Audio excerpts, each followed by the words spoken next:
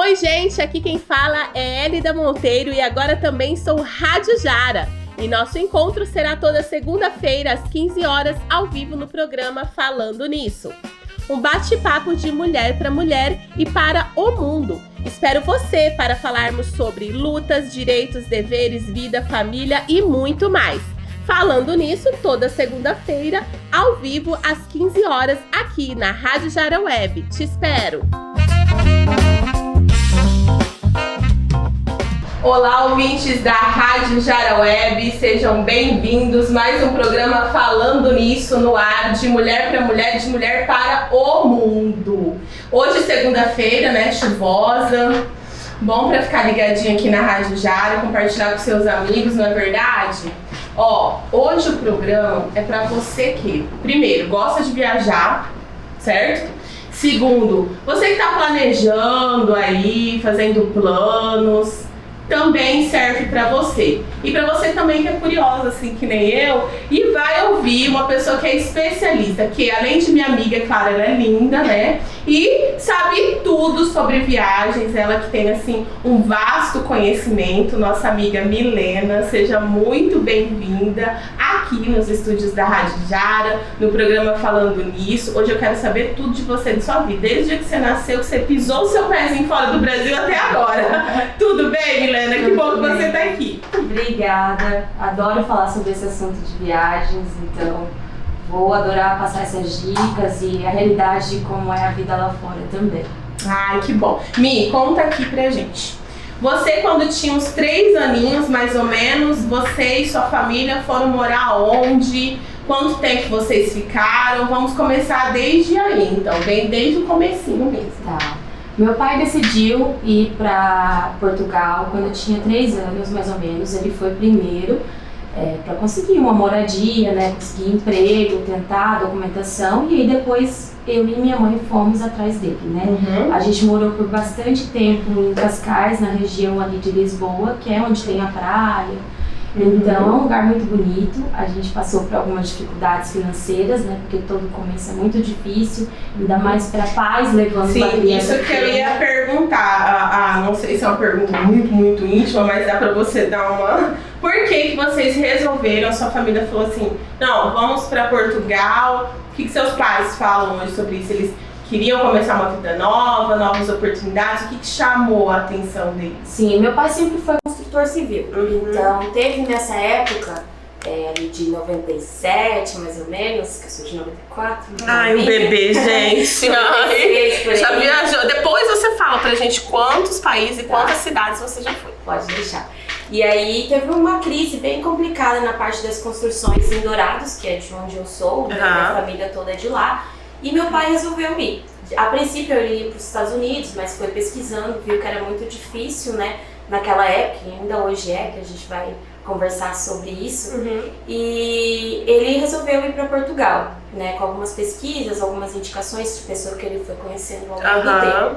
E viu que lá a construção estava crescendo, a mão de obra era muito necessária, principalmente a mão de obra brasileira, que é uma mão de obra muito dedicada no que faz, então eles abusam também um pouquinho na questão de pagamentos, mas mesmo assim era uma oportunidade de crescimento. Sim. E aí meu pai resolveu ir, conversou com a minha mãe, então a gente decidiu ficar aqui mais um tempo, pra minha mãe se programar, se ajeitar, juntar dinheiro para pagar passagem, enfim. Sim, com criança também, com criança, né? Tem toda uma documentação atrás disso. E aí meu pai foi. Ficamos um bom tempo dentro de uma pensão com muitas pessoas, eu não lembro a quantidade de pessoas, mas era uma pensão compartilhada de pessoas que chegavam ali sem muitas condições financeiras. Eu lembro que na frente da pensão tinha um parque, então eu nem ligava de compartilhar aquela casa enorme com muita família. Então tem um cheirinho ainda que me remete daquelas comidas de panelão que todo mundo comia junto.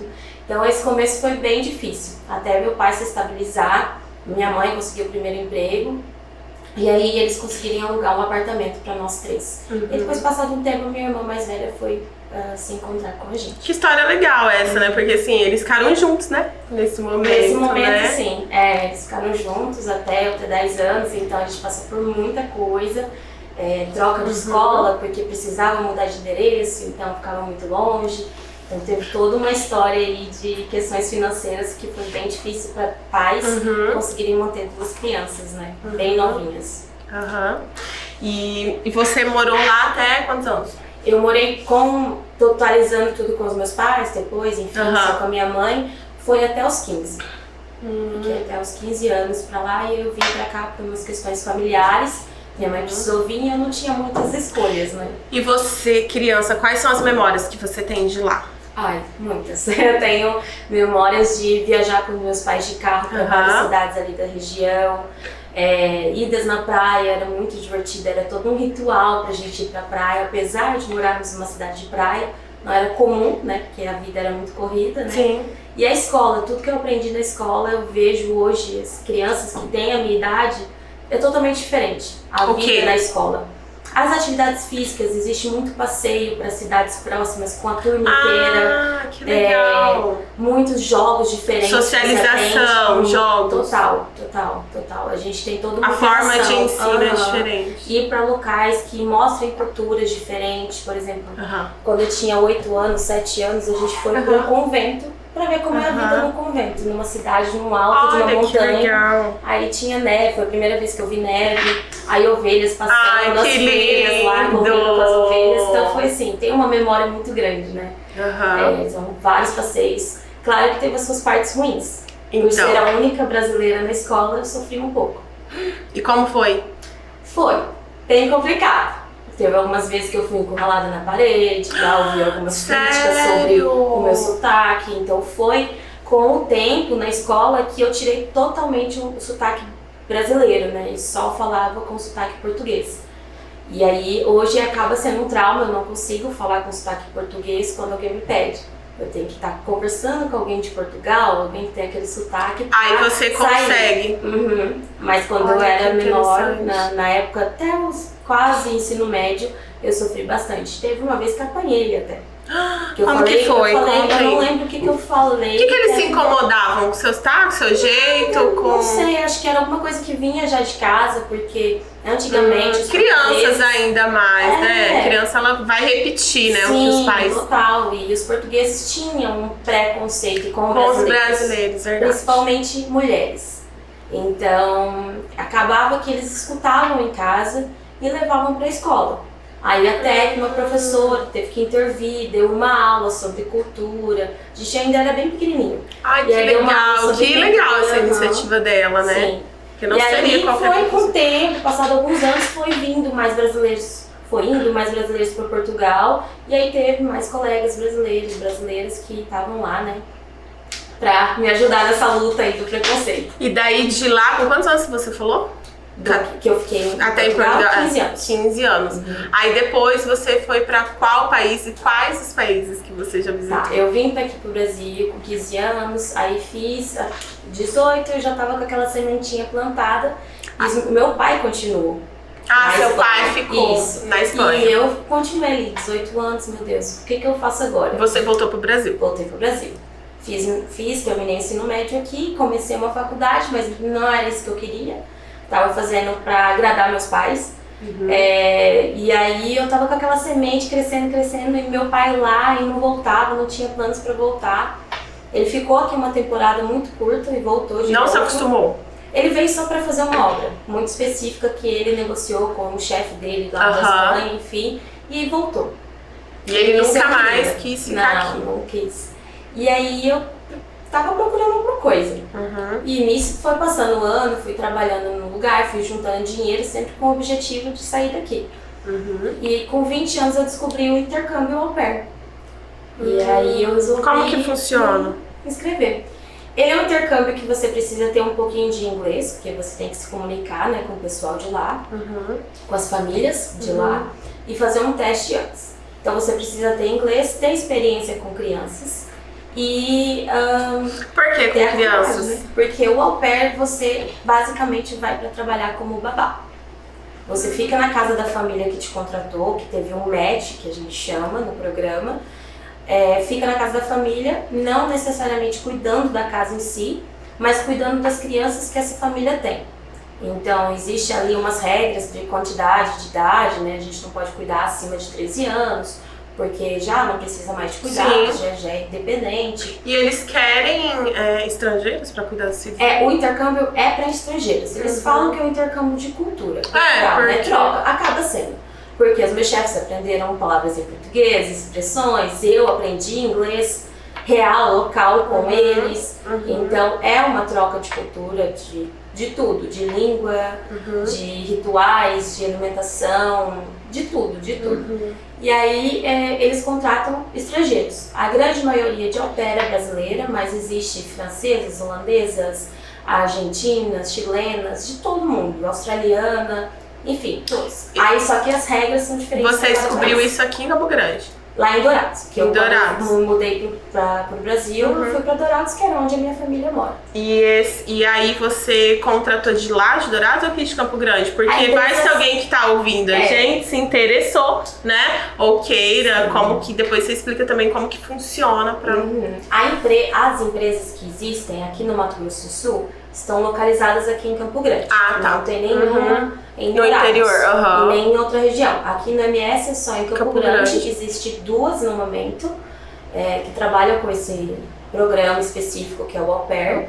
E o que você precisa. Homens também podem ser au pair, mas é um pouquinho mais complicado e eu não tenho tantas informações, né? Tenho assim de colegas que me passaram algumas informações, mas eu não sei se hoje elas ainda são reais, né? Se tem algum acréscimo ou tiraram alguma coisa. Mas para mulher precisa de comprovação de horas cuidando de criança. Então, se você tem um parente e você cuida dele real, você precisa de uma declaração da mãe dessa criança, falando quantas horas você trabalha, quanto que ela te paga, tá tudo certinho. Ou se você já trabalha numa creche, numa escola, também, então existe uma carga horária que ela vai alterando. Só para maiores de 18 anos? Só para maiores de 28 até 26 anos. 18 a 26. Tem que embarcar com 26, 11 meses e, quase completando 27.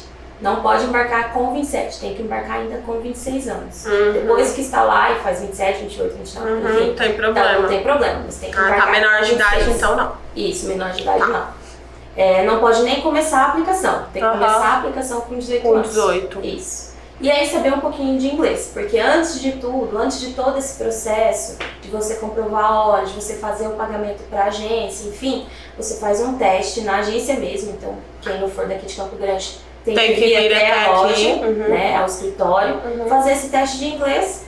E aí, se passar, tem uma nota mínima, cada ano acho que eles mudam a nota, né? Tem que ter uma nota mínima e aí sim você dá início. Você faz o pagamento, você começa o application, que é o seu portfólio lá, apresentando tudo que você sabe de conhecimento com crianças, o que você faz dentro de casa, qual que é a sua rotina, fotos, vídeos, enfim, é todo um processo, demora muito tempo. E você conseguiu fazer tudo isso? Consegui. A nota de inglês eu tirei a mínima que dava, porque o meu inglês era assim, o de escola que eu aprendi lá em Portugal e eu nunca mais treinei. Depois que eu vim pra cá dos 15 aos 20, que foi quando eu fechei com a empresa, eu nunca mais nem falei com ninguém em inglês. Era só música mesmo, filme, mas sempre com legenda, enfim, então... E sua mãe, quando você falou que iria? A minha mãe só ficou sabendo quando eu fechei com a agência. Ela quase teve desmaiou, coitada. Ele falou, mãe, eu estou indo para os Estados Unidos, pra Filadélfia, e vou morar 1 ano. Gente. E esse 1 ano somou mais tempo, né? Depois que eu fiz outras coisas que a gente aí já não quis mais voltar, né? Mas a minha mãe quase surtou, coitada. Então, é um intercâmbio de muito tempo, então você tem que estar preparada psicologicamente. Porque é 1 ano, né? Não é só 1 ano você morando fora, porque é 1 ano de experiência, é 1 ano de viagem, é 1 ano de cultura, é 1 ano de um mundo totalmente diferente do que a gente vive. É aquilo que fala. Completamente diferente, né? É um mundo paralelo. Existe todo um ritual diferente, umas culturas completamente nada a ver com o daqui. Então, mas além disso, você tem que estar preparada psicologicamente para, no começo, você não conhecer ninguém, você morar numa cidade que você não sabe as regras de trânsito, as regras de cultura, as regras enfim, de jeitos das pessoas viverem. Você vai morar 1 ano na casa de uma família que você não conhece, 1 ano morando com as pessoas que são seus chefes, você mora no seu trabalho, então sua liberdade é um pouco bem limitada. Apesar de você ter seus momentos offs, que eles falam, que é as folgas e o pós-expediente, você é livre para fazer o que quer, se você tem sorte com a família. Tem algumas famílias que põem umas regras. Eu tinha colegas que tinham regras de dias de semana estar em casa até 8 horas. E às vezes elas paravam de trabalhar às 6. Então em 2 horas você não faz nada. Você vai ali no mercado, vai numa lojinha ou alguma coisa. Eu tive sorte com a minha família, que eu parava de trabalhar às 5 horas e eu não tinha horário para voltar. Então eu tinha muita liberdade com essa. Mas não é uma realidade de todo mundo. Então, existe várias coisas. Só que também, por outro lado, tem seus pontos positivos. O salário não é aquelas coisas absurdas, porém, se você transformar em reais, é uma coisa que a gente não ganha normalmente aqui no Brasil. Né? Eu não vou falar o valor, porque ele pode alterar, né, de ano para ano, ainda mais agora depois de uma pandemia, mas era um valor que dá para você se sustentar o mês inteiro. E nem digo se sustentar, porque a casa é paga pela família, a alimentação, tudo que você comer, desde o leite de manhã até salmão, se você quiser, Nutella, fruta, eles são obrigados a pagar, e tudo lá é barato, né? A gasolina do carro enquanto você está trabalhando, você precisa ter um carro de acesso, né, para você levar as crianças para os lugares que eles precisam ir.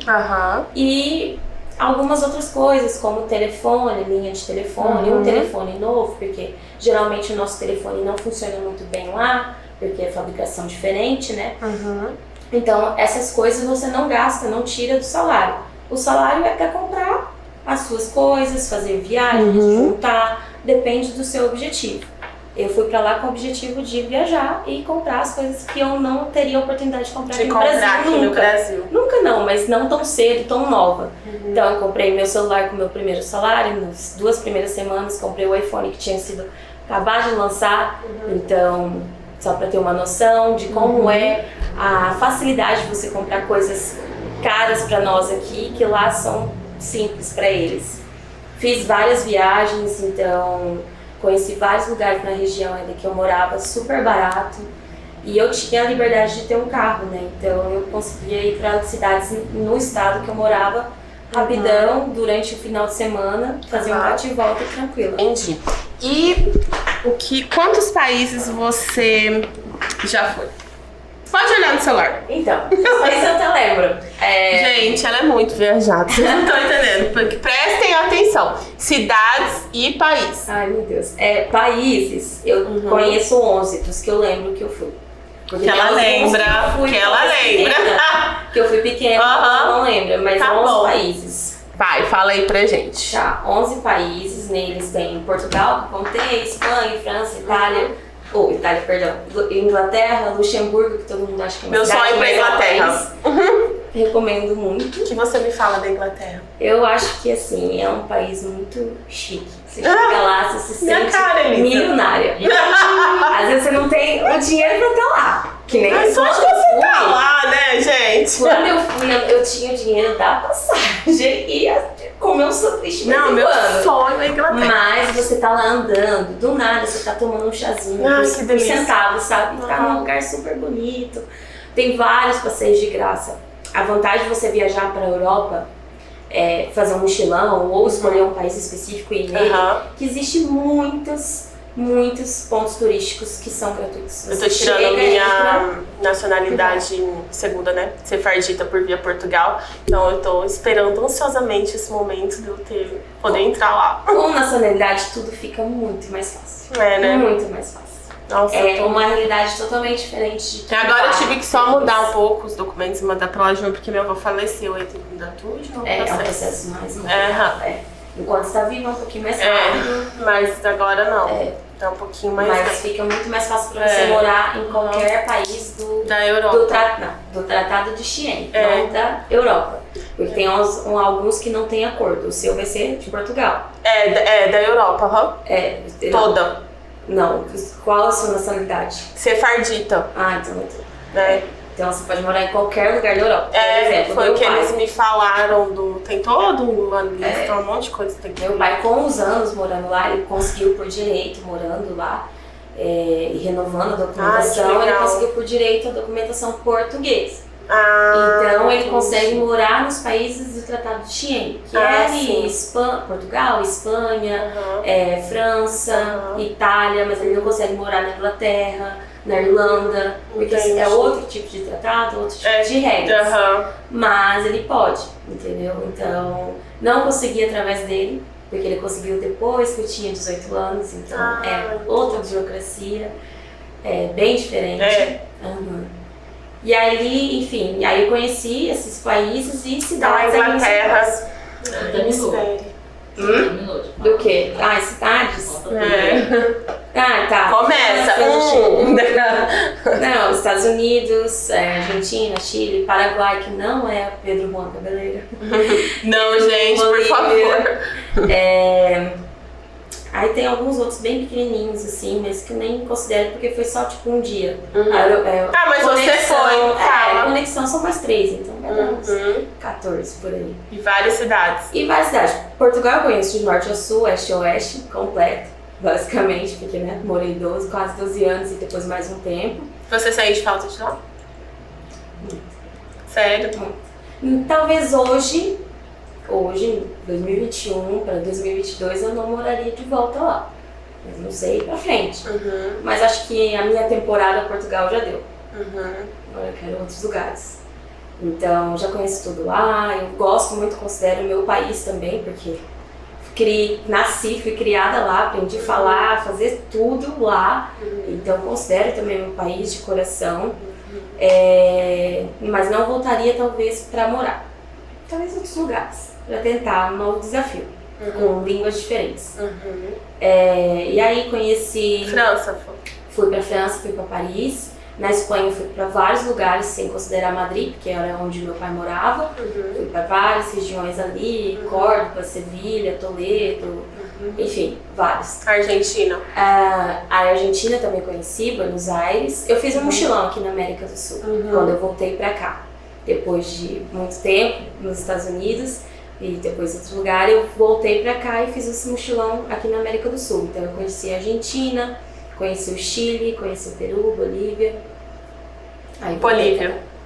É legal, é simpático. É simpático. Eu acho que se você colocar no roteiro, sim. Agora você ir pra lá, exclusivamente pra lá. Quando eu fui exclusivamente. Talvez não seja tão divertido. Você vai sentir falta de um pouco mais de turismo, mais de coisas. Porque, por exemplo, La Paz tem ali o Salar, né? Que esse é o grande ponto turístico da Bolívia. Mas, assim, é mais a cultura depois que você vai ver locais, você não vai ver tanta coisa interessante. O que eu mais recomendo daqui da América Latina é Buenos Aires, sem dúvida. Sem dúvida. Deixa eu mandar um beijo pra minha amiga, que sou apaixonada, Ivana. Depois eu vou mandar esse vídeo pra você, amiga. É muito lindo. É lindo. É totalmente diferente. Não sei. Tem uma vida boêmia, sabe? Muito divertida. Eu fui numa época, eu fui em janeiro, então tava calor, então as pessoas estavam felizes, divertido. De noite, ali a Ponte das Mulheres, fica muito lindo. Você não precisa, como eu falei, você não precisa gastar muito dinheiro pra fazer turismo, porque quer ver um tango, vai numa dessas ruas principais e vai ter alguém. Você ajuda ali, faz uma contribuição. Fora a culinária, né? Nossa, a comida. Eu acho que foi um dos lugares que eu comi melhor desse mochilão. Foi Buenos Aires. Né? Pra quem gosta de corte de carne, esse é o lugar. Pra quem gosta de beber cerveja, esse é o lugar. Aqui, perto da gente, tem que ser Buenos Aires. Paraguai. A gente vai puxar a sardinha pro meu lado, né, gente? Meu avô era Paraguai. Eu fui pra Assunção, adorei Assunção, divertido também. Comeu moriduri? Comi.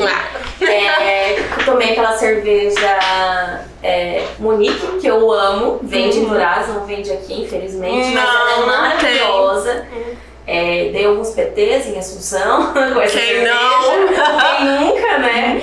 Então, é um lugar bem legal, só que é muito brasileiro. Então, quando você está iniciando esse mochilão, eu fui com uma amiga que ela nunca tinha viajado para lugar nenhum. Então, ela não sentiu o impacto de estar viajando para um lugar fora. Ela, sente o impacto de, estou aqui no Paraguai do lado de casa. Não é uma coisa tão impactante. Buenos Aires eu já senti. Não, você já chega no aeroporto, você já... Com 10 dias eu fiquei, Já começa a dar um negócio já. Sim, e eu sei espanhol da Espanha. O espanhol argentino... É totalmente diferente, Eu não porque sabia quando nada. chega... Eu falava totalmente inglês. diferente. Eu falava inglês e minha amiga olhava pra mim e Totalmente você sabe diferente. espanhol? Eu falei, eu não sei. Não, não é. Não é. Nada a ver. Nada a ver. Espanha, Nada a ver. Paraguai e Argentina. Nada a ver. Nada a ver. Não é o mesmo. Nada a ver. Não O é. Peru foi o lugar que Eu mais aprendi consegui porque a minha conversar. amiga falava muito, né? Então eu conversava muito com ela, ensinava ela português.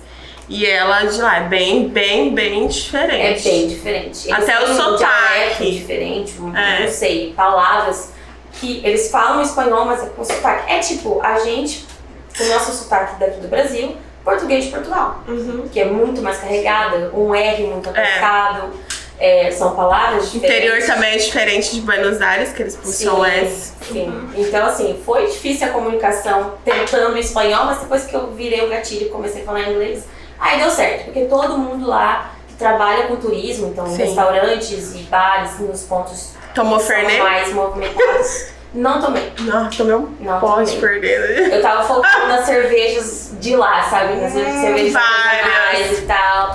A gente descobriu um barzinho que tinha torres e torneiras de cerveja só de lá. Aham.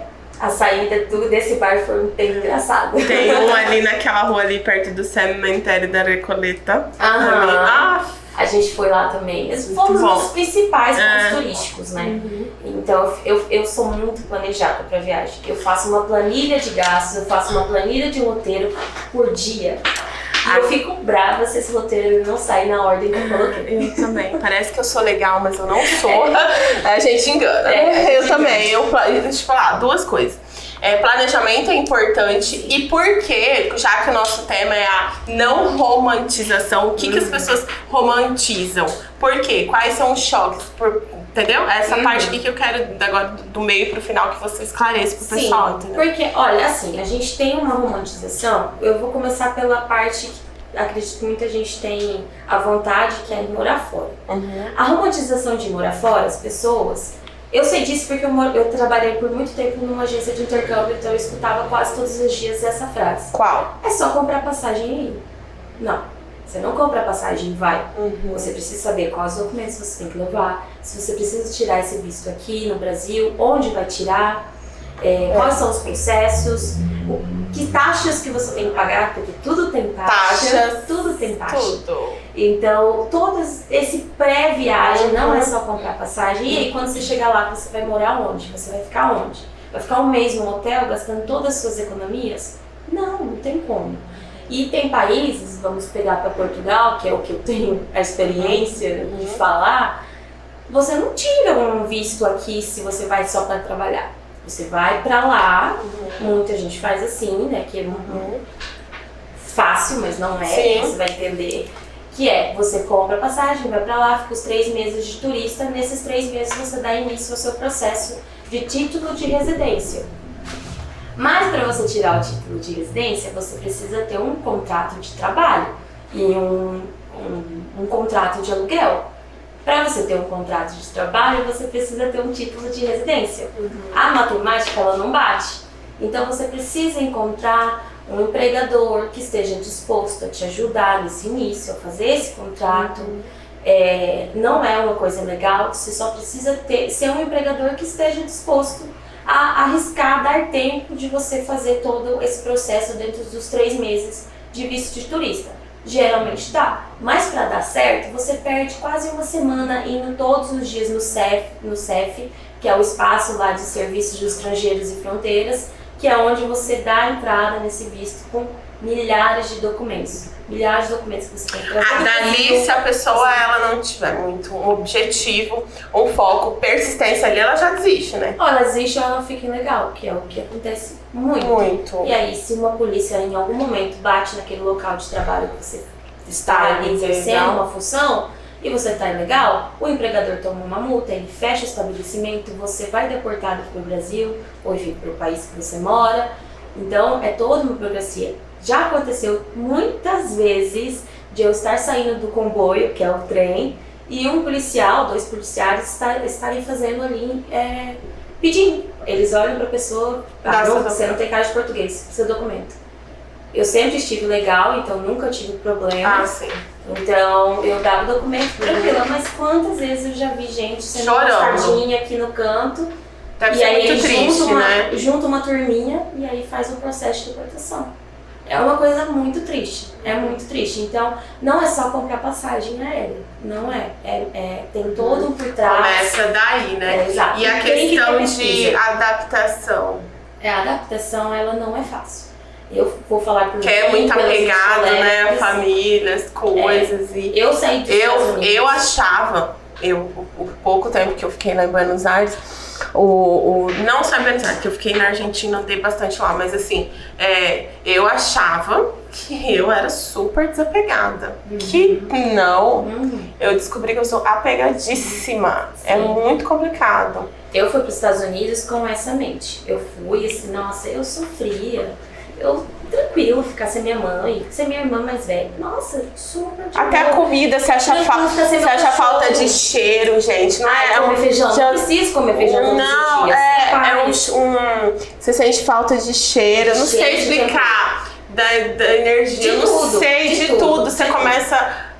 não sei, você fica muito vulnerável, te dá umas saudades assim que você nunca esperava. É bem diferente, é bem só quem vai mesmo, que é igual gravidez, não tem como eu falar pra você que como é a experiência de estar grávida, sem estar grávida, é mais ou menos isso. É tipo isso. Na segunda semana eu já estava chorando aos prantos. Eu te falei, 10 dias eu comecei. Com 10 dias eu comecei, aí já comecei a ouvir Jorge Mateus. Daí eu já, que saudade de arroz carreteiro. Pra você ter ideia, nessa segunda semana, que foi quando eu senti o baque de chorar, um dia antes a gente foi pro Brazilian Day, que tinha em Filadélfia, que era onde eu morava. Eu chorava comendo feijão. Eu tava comendo feijão lá em pé, escutando. Chora, gente. Parece falar. Eu tava chorando. Eu fala assim, que drama. Não é drama. Eu não sei o que acontece. Gira só que depois, se você passa dessa fase, um mês, 20 dias, aí eu já não queria mais era voltar. Aí daí quando eu voltei, aí eu já tava chorando pra voltar pra lá. O meu demorou, mas eu tive muitos amigos brasileiros que eu converso até hoje lá nos Estados Unidos. Você tem vontade de falar português? Você tem necessidade de falar português. Você sente a necessidade. E da sua língua, gente, como que é importante a sua cultura. Tudo, a alimentação. Tudo. O feijão é enlatado. Não tem gosto. A salsicha é horrível. Péssimo. Feijoada é horrível. E aí depois de lá eu fui pra Portugal, logo em seguida, porque eu não quis voltar pro Brasil. E aí eu fui na cara e coragem, adulta, sozinha, sem os meus pais. Foi uma nova adaptação. Depois de um ano de eu já estar ali, não, tá tudo bem, foi uma decisão minha, estar aqui, toda uma terapia. Eu fui pra Portugal, comecei a Você com você mesma. Tá? Porque eu morando nos Estados Unidos, eu vivia um filmezinho, tinha os seus perrengues de morar com a família, mas eu tinha tudo pago. Quando eu fui para Portugal, eu não tinha nada pago, eu tive que dar entrada de documentação de novo, reativar tudo que eu tinha, né, de documento, morar no caso, eu morava com 8 meninas, num quartinho minúsculo, tamanho dessa sala aqui. Então, assim, pagava uma fortuna, eu trabalhava em 3 lugares ao mesmo tempo, eu dormia 3 horas por dia, quando eu dormia. Quando não era um horário de escala no hotel que eu trabalhava e, eu trabalhava da meia-noite às 6 da manhã. Então eu não dormia nesse dia. Fora que lá explica pro pessoal que não tem essa carga horária de você entrar às 7 e sair às 5. Isso não existe. Você trabalha por horas. Exatamente. Lá fora você a minha amiga trabalhava assim, hoje eu trabalho, amanhã eu não vou trabalhar, ou vou trabalhar tarde. Das 10 às 2. Trabalhar. Se você não vai trabalhar, você não ganha dinheiro. Mesma coisa com férias. Eu quero tirar 3 dias de férias. Se você tem dinheiro, tira os 3 dias de férias. Senão, você não vai receber saindo de férias. Você não tem nada, você não tem direito de nada. 13º, férias, plano de saúde, nada. Não, primeiro que lá não tem. Tem uns planos de saúde, mas você paga, enfim, diferente. Você não tem direito a nada. Natal, você trabalha Natal, você trabalha Ano Novo, tudo. Então, quando eu viajava, quando eu já estava morando lá, eu fazia todo um planejamento pra conseguir viajar para esses lugares e parar de trabalhar por 2, 3 dias. Então, assim, a romantização da gente ir pra lá e ter tudo fácil Ai, vou chegar lá e vai estar tudo lindo. Tem que ser muito corajoso. Né? E fora o preconceito, né? Principalmente com mulher. Com mulher é um pouquinho mais difícil. Por quê? Homem não tanto.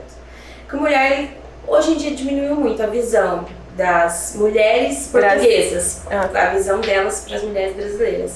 Que a gente vai pra lá pra roubar os maridos. E que vai destruir as famílias delas. Né? Então essa é a visão. E os homens mais velhos acham que a gente tá é da vida. Então que a gente é fácil, enfim, todos esses detalhes. Machismo em todos os países, né, gente? E é complicado porque a gente não tá em casa. A gente se sente pior do desassistida, né? A gente não tem suporte, né, lá fora. Então é bem complicado. Eu já ouvi muita coisa. E quais as dicas que você deixa? Porque nós estamos nos 10 minutos finais. Gente, como que passou rápido esse programa? Foi bem rápido. Foi. Olha, não deixar de planejar, tudo tem que ser planejado, não precisa ser louca que nem das planilhas, mas planejar, pesquisar é o ponto principal, pesquisa. Decidir onde você quer morar, pesquisa tudo que você precisa saber. Porque precisa de documento, como que é a região, como é a cultura deles, pra você entender, né, um pouco a cultura, você tá pra não dar aquele choque. Você tem que ter a sua cultura, levar ela no seu coração, mas você tem que ter respeito à cultura do outro. Então começa por aí. Respeito, você aprendeu muito sobre respeito, né? Muito. Se você respeita, você é respeitado. Então, respeita acima de tudo, pesquisa sempre. Se organizar financeiramente, porque não dá para ir com o bolso vazio. Tem que ter um planejamento financeiro completo, ter uma noção de que você pode ficar 1, 2, 3 meses sem trabalhar e que você precisa morar em algum lugar, você precisa comer você precisa se locomover para procurar emprego. Você vai precisar talvez gastar com uma roupinha mais bonita, alguma coisa para fazer testes, porque lá rola muito teste antes de você começar a fazer. Então tudo isso, né? E ter coragem. Eu acho que tem que ter coragem para você ir morar fora. Além de tudo isso, ter tudo planejado e não ter coragem não adianta de nada. Coragem é fundamental, fundamental. E ter o psicológico um pouquinho mais resistente pra ir. Porque você acha que quando a gente é mais nova, a gente é mais corajosa? A gente é muito mais corajosa. Eu, com os meus 18, 20 anos, eu super corajosa. Colocou a mochila nas costas e foi. Se der errado, eu tenho experiência. Não, se der errado, eu volto. Então, hoje em dia eu ia dar uma pensada hoje mais. Hoje em dia eu tenho 27 anos e já passei super velha. Já passei perrengue lá complicado. Hoje eu não teria coragem de pegar minha bolsinha e ir. Não, eu vou fazer um planejamento aí de uns 2 anos pra poder morar fora de novo. No mínimo. Então, e agora com a pandemia fica mais difícil, né? Hoje as regras totalmente mudaram um pouco. Esse programa de au pair que eu fiz o primeiro tá com umas alterações aí, então tem que pesquisar bastante, ligar para essas agências que tem aqui no país, né, não necessariamente só aqui da MS, e perguntar como que tá sendo para ir. E os países, né, das fronteiras, como que estão. Mi, muito obrigada, tá, por sua participação, por sua disponibilidade de sair na sua casa na segunda-feira chuvosa. Vocês todos, o Pablo, a Elisa, né, todo mundo aqui. Ai, ó, a Elisa, que seria, né, da minha vida. Gente, esqueceu. Toda vez. Esqueceu. Não, e eu falei, eu não vou esquecer só porque ela falou que não aconteceu, eu esqueci. Tá, eu tiro um então? Tá, né? E lê. Aqui, ó. Ai, Jesus. Vamos ver. Vamos lá, Mi.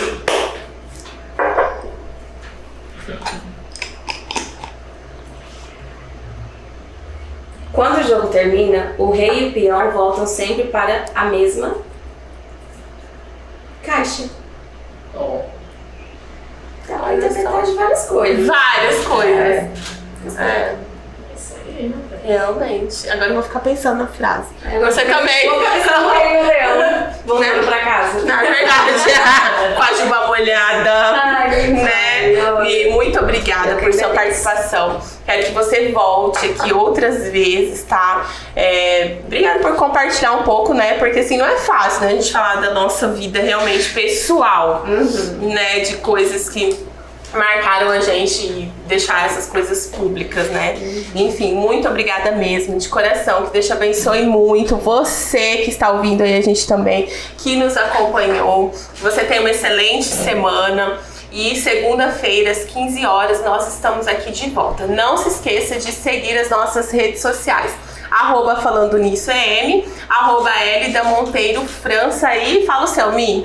@Milena com 2 L's, DBO. Dá um beijo pro pessoal de casa. Gente, muito obrigada. Aqui, ó. Ficou um pouco confuso, talvez, porque eu me empolgo com essas histórias. Então, muito obrigada pela oportunidade, Elida. Uma delícia, obrigada, Mi. Gente, tchau, tchau. Até a próxima segunda-feira. Um beijo, que Deus abençoe todo mundo. Oi, gente, aqui quem fala é Elida Monteiro e agora também sou Rádio Jara. E nosso encontro será toda segunda-feira, às 15 horas, ao vivo no programa Falando Nisso. Um bate-papo de mulher para mulher e para o mundo. Espero você para falarmos sobre lutas, direitos, deveres, vida, família e muito mais. Falando Nisso, toda segunda-feira, ao vivo, às 15 horas, aqui na Rádio Jara Web. Te espero!